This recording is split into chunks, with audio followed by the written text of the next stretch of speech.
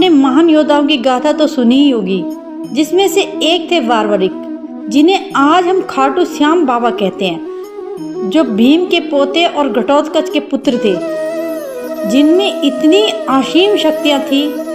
उन्होंने भीम को मात्र कुछ ही क्षणों में परास्त कर दिया था। जो महाभारत की ओर चले थे पर युद्ध नहीं लड़ पाए थे, क्योंकि उन्होंने श्री कृष्ण को अपना शीश दान में दे दिया था, क्योंकि श्री कृष्ण उनकी शक्तियों को भाव गए थे। और बारबरिक उस पक्ष की ओर से युद्ध करता जो कमजोर दिखाई देता। तो कैसे हुआ भीष्म और बारबरिक का युद्ध, तो आइए जानते हैं। महाभारत युद्ध के 3 माह पहले जब भीष्म अपनी सैनिकों के साथ वन विहार करने निकले, तभी उन्होंने वहां पड़े इंसानी कंकालों को देखा और सोचा क्यों ना अपने राज्य में जाया जाए, जिससे उन्हें पता चल सके कि इन कंकालों के पीछे क्या रहस्य है। तभी भीष्म अपने सैनिकों के साथ भेष बदलकर अपने राज्य में जाते हैं और आम इंसानों की तरह लोगों से हालचाल पूछते हैं। तो लोग बताते हैं कुछ अच्छा नहीं चल रहा। जब से उस दानव ने कदम रखा है, तब से हमें डर सताता रहता है कि अगला निवाला कौन बनेगा। तो भीष्म सारी बातें समझ जाते हैं और गांव वालों के साथ मिलकर एक योजना बनाते हैं, जिससे वो उस राक्षस का विनाश कर सके। तभी वो सबको रात में अपने अपने घर के अंदर रहने को कहते हैं। तो सब मान जाते हैं। जैसे ही रात होती है, वैसे ही वह राक्षस राज्य में प्रवेश करता है और गुस्से में दहाड़ने लगता है और कहता है, मुझे किसी ने भोजन नहीं पहुंचाया, मैं सबको मार डालूंगा। तभी वो राक्षस एक बड़ा सा पत्थर उठाता है। जैसे ही वह उस चट्टान जैसे बड़े पत्थर को फेंकने वाला होता है, तभी भीष्म अपना भाला छोड़ते हैं, जिससे वह पत्थर चकनाचूर हो जाता है। तभी वो भीष्म को कहते हैं, तेरी इतनी जुर्रत, तुझे आज मैं बिना मारे ही खाऊंगा। तभी वो भीष्म की तरफ बढ़ता है। जैसे ही भीष्म को मारने वाला होता है, उसका हाथ तोड़ देते हैं और वो चिल्ला के भागता है। तो भीष्म भी अपने घोड़े पर सवार हो जाते हैं और उसके पीछे पीछे जाते हैं। तभी वो गायब होकर राक्षस बारबरिक का रूप लेके गुफा में घुस जाता है और भीष्म उसे जाता देख लेते हैं।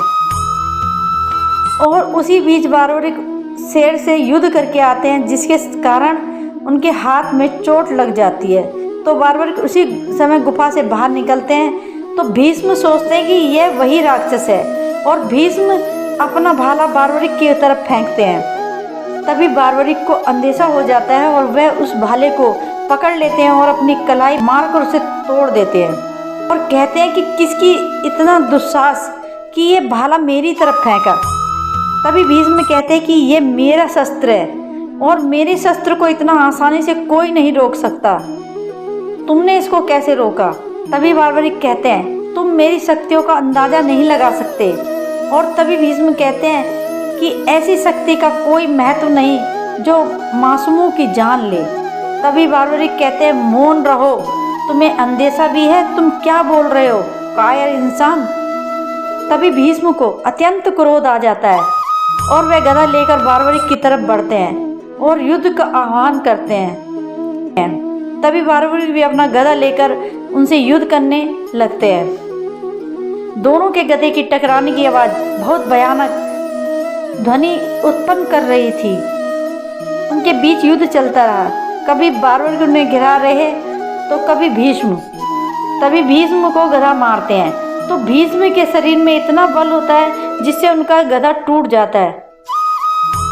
तभी बारबरिक को अत्यंत क्रोध आ जाता है और वह अपने धनुष से भीष्म पर प्रहार करने वाले होते हैं। वैसे ही भीष्म अपने वाय धनुष को याद करते हैं, जो एकदम से उनके हाथ में आ जाता है। जिसके बाद भीष्म अपना बाण छोड़ते हैं और उनके बाण टकराने लगते हैं। तभी ये आवाज़ सुनकर घटोत्कच वहाँ पहुँच जाते हैं और बारबरिक को रोकते हैं और कहते हैं, तुम ये क्या कर रहे हो पुत्र, यह तुम्हारे पूजनीय पितामह हैं। तभी भीष्म और बारबरिक सोच में पड़ जाते हैं। तो घटोत्कच भीष्म से पूछते हैं कि ऐसा क्या गुनाह हुआ हमसे जो आप यहाँ पर ऐसे पधारे। तो भीष्म कहते हैं, यह आपका पुत्र नहीं, यह कोई अन्य श्रेणी का दैत्य है जिसे मैंने भेष बदलते हुए देखा। तभी बारबरिक वहाँ मंत्र का उच्चारण करते हैं जिससे वह राक्षस उनके सामने आ जाता है और भीष्म उसे प्रजा की हर बात बताते हैं। तभी बार्बर के अपने एक तीर से उस दैत्य को चीर देते हैं। और भी ऐसे फैक्ट देखने के लिए हमारे चैनल को सब्सक्राइब करें और बेल आइकन को दबाना ना भूलें, ताकि आने वाली हर वीडियो का नोटिफिकेशन आपको सबसे पहले मिल सके। तो मिलते हैं जल्दी ऐसी एक और फैक्ट वीडियो में। तब तक अपना ख्याल रखिएगा। Thank you so much.